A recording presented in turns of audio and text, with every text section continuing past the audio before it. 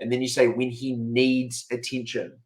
Okay, so I just want to change your way of thinking a little bit there. So you're saying he needs attention. That's your emotions talking. That's you saying, I feel bad that he wants attention.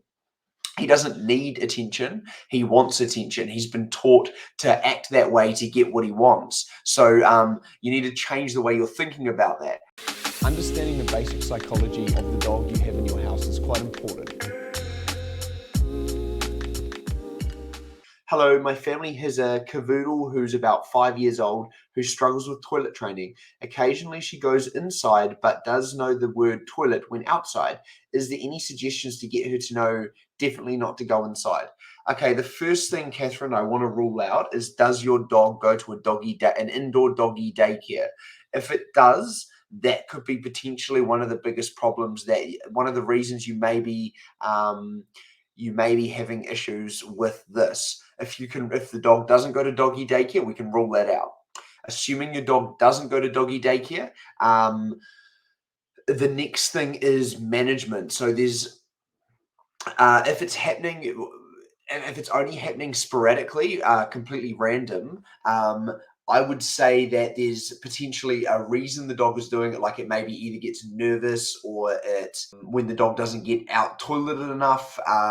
It could be something very basic that's causing the dog to do that. But at 5 years old, who struggles with toilet training, occasionally goes inside, it sounds like there may be something potentially behavioral that is causing it. If it's not the doggy daycare, which could be, like I said, it could be nervousness. It could be the dog gets anxious and wheeze in the house. It could be a territorial behavior. We have that as well, where the dog just marks in the house. Or it could be that there's a certain spot that the dog likes to go toilet, which can happen. So if they pee in one spot and then they smell the pee, that can actually cause them to want to continuously go in that spot. So there's a few little things there, but if one of the main things is make sure the dog, you toilet the dog regularly, and even if you start to monitor the water, so you say the dog's got access to water, it's drinking 3 times a day at these times roughly, it's going to need to go toilet, you can kind of get some sort of structure going, so you're putting yourself in a position where it doesn't happen, is the key with situations like this. I've got a new rescue with me who was found wandering the streets. He is a hunt away, so quite a vocal boy. Poor boy has severe anxiety. He is on a course of doggy Prozac to help him over the next few months. I slept in the lounge with him for a few weeks, but he is now settling with my dogs. I am still having problem of him barking when he needs attention. Because I live in suburbia and have kids, I need to teach him not to bark, especially during the night. Okay, the first thing I want to address in this little comment here is, so firstly, I guess, is the doggy Prozac. I mean, I'm not a huge fan of that, but it can be definitely an aid to kind of help get on top of things, as long as it's not a long-term thing. I would, I can see it being as some benefit. Long-term, you'll just probably find you're upping the dose, and it's going to cost you 3 times the amount, because the drug will stop working so much. So I would recommend making sure it's a short-term thing. In terms of, so the next thing he's saying is he sleeps in the lounge with him for a few weeks. That's fine. Settled with my dogs. I'm still having problems with him barking. And then you say when he needs attention.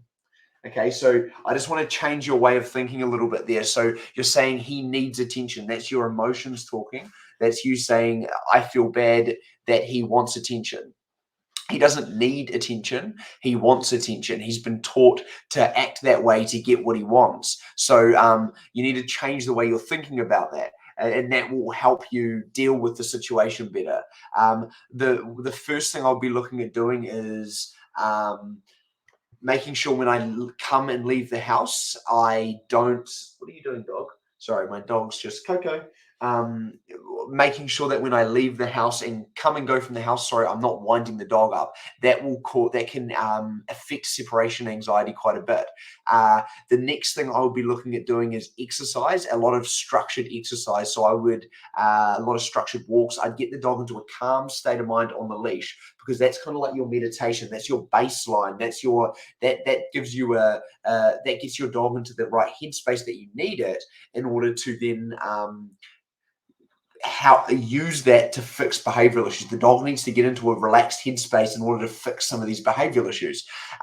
So I would do a lot of structured walks, and I would be careful playing with the dog at this point. The outlet becomes the dog is frantic in that outlet and it doesn't know how to control itself. You may need to do some control work during that outlet. So you might need to do some commands in between play. One last thing is make sure you don't give him affection when he's acting this way. Otherwise, you will find these behaviors to either stay the same or get worse. They're not going to go away. My 10-month-old puppy started barking loudly when someone knocks on the door. What is the best way to discourage and diffuse? Good question. Coco? What I would do is there is a couple of things. So you had access to my online trainer, I believe.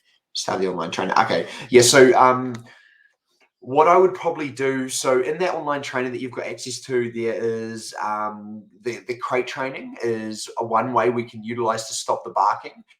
The threshold training in that online trainer is also a drill that I would start to implement. So those two drills I would start to do religiously daily that will help with the whole situation. It's not going to necessarily fix it, but it's going to help de-escalate it.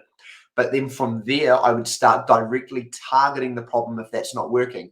If we go to targeting the problem, we may need to use some form of correction, then redirection when the dog triggers. So what I would do is have the dog, say, sitting on its bed, or have it on a leash in the house, and get someone to knock on the door. The dog barks and lunges or barks whatever it's going to do. I would correct the dog on the leash and then circle the dog around the house a couple of times till the headspace de-escalates. So in those videos, in those charts that you saw on there where I explaining dog behavior, I talk about how the dog gets into a defensive state. So what you're starting to see is the dog's defense drive kicking in at the point where it hears that trigger. So remember that scale: trigger, behavior, reward. The dog hears the noise is the trigger, knock, knock, knock, triggers the defensive behavior. The reward may be then the person leaving the door or whatever it may be. So what you need to do is break that cycle. So one, correct the dog, then give the dog direction and show it what's expected.